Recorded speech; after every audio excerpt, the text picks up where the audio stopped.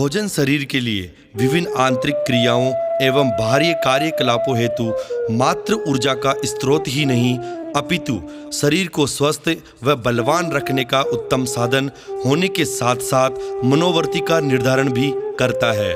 वैसे तो भोजन में क्या खाए क्या नहीं खाए यह लोगों का व्यक्तिगत फैसला होता है, लेकिन हिंदू धर्म में मांसाहार खाना पाप है या नहीं, इस संदर्भ में कई लोगों के मन में भ्रम है।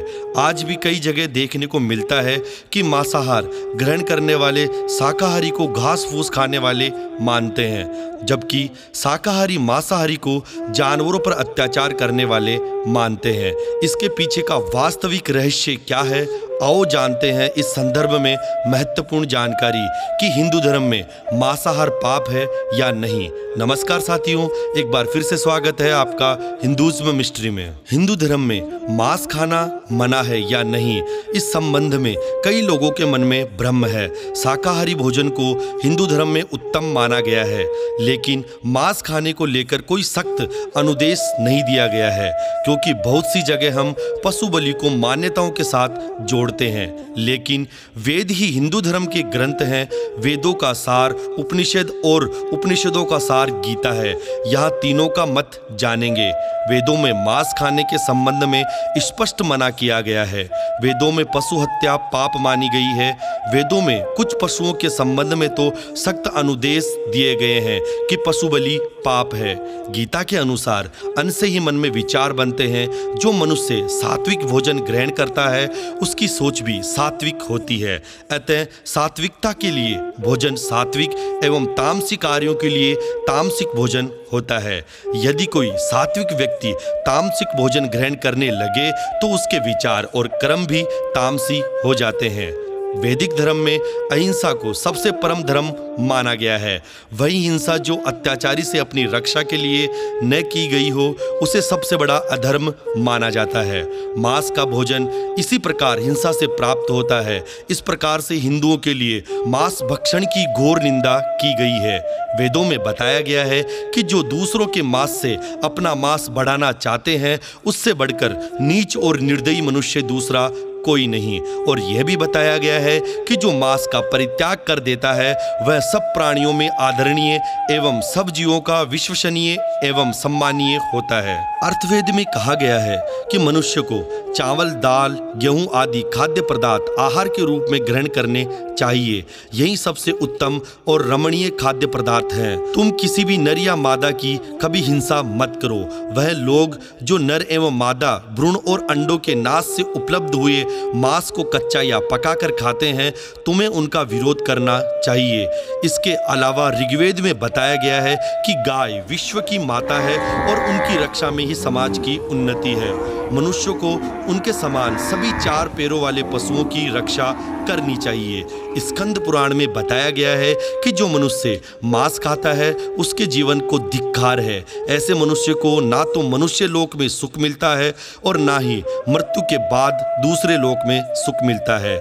इसके अलावा स्कंद पुराण में यह भी बताया गया है कि यदि भूख से किसी प्राणी की मृत्यु होने को होती हो तो भी उसे मांस नहीं खाना चाहिए। इतना ही नहीं, स्कंद पुराण के अनुसार भगवान शिव उन लोगों की भक्ति एवं पूजा भी कभी स्वीकार नहीं करते जो लोग मांस मदिरा का सेवन करते हैं।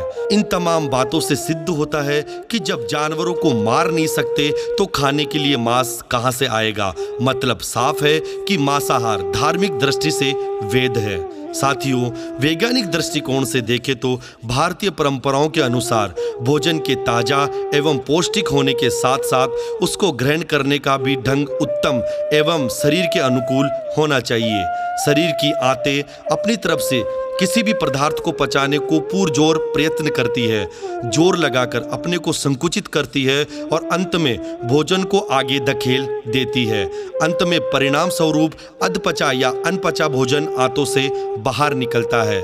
निरंतर संकुचन से आंतों की लंबाई भी छोटी होती चली जाती है और धीरे धीरे पाचन क्रिया की सामान्य अवस्था सदा के लिए भंग हो जाती है। कारण यह है कि शाकाहारी मनुष्य की आंतों में पाचन क्रिया का प्रत्येक चरण पूरा होता है, जबकि मांसाहारी व्यक्ति के भोजन की कुछ एक प्रक्रिया ही पाचन तंत्र के द्वारा पूरी होती है।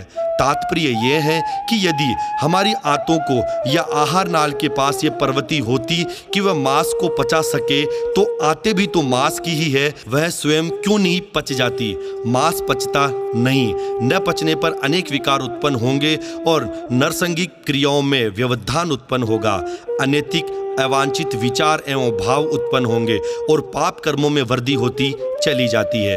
विश्व स्वास्थ्य संगठन की रिपोर्ट के अनुसार मांसाहार का सेवन करना हमारे स्वास्थ्य के लिए उतना ही नुकसानदायक है जितना कि धूम्रपान। साथियों, मांसाहारी भोजन की तुलना में शाकाहारी भोजन सबसे ज्यादा लाभदायक होता है। शाकाहारी भोजन करने से इंसान स्वस्थ, निरोगी एवं तंदुरुस्त बनता है। साथियों, बर्ड फ्लू और स्वाइन फ्लू जैसी महामारी का नाम आपने सुना होगा। ये बीमारी या कहें महामारी मुर्गे या सूअरों के जरिए इंसानों तक पहुंचती है। हर साल इसकी वजह से लाखों लोग मारे जाते हैं। साथियों, मांस खाने वाले ज़्यादातर लोगों में चिड़चिड़ापन होता है और ज़्यादा गुस्सा होता है और शरीर व मन दोनों अस्वस्थ बन जाते हैं।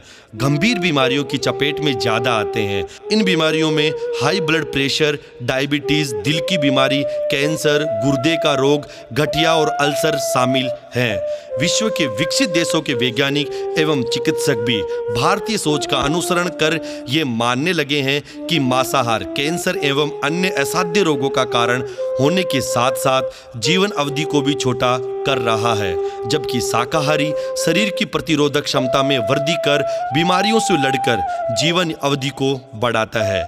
मांसाहारी भोजन को वैज्ञानिक रूप से भी अनुचित माना गया है। शायद इसीलिए भारतीय जीवन शैली में शाकाहारी भोजन को ही प्राथमिकता से अपनाने पर जोर दिया गया है। ऋषि मुनियों के द्वारा भी स्वस्थ चित्त मन के लिए शाकाहार सर्वश्रेष्ठ माना गया है। साथियों, आशा करते हैं कि हमारे द्वारा दी गई जानकारी से आप सहमत होंगे। ऐसे ही रोचक विषयों के बारे में और अधिक जानकारी के लिए बने रहिए हिंदुइज्म मिस्ट्री के साथ। धन्यवाद। जय सिया राम।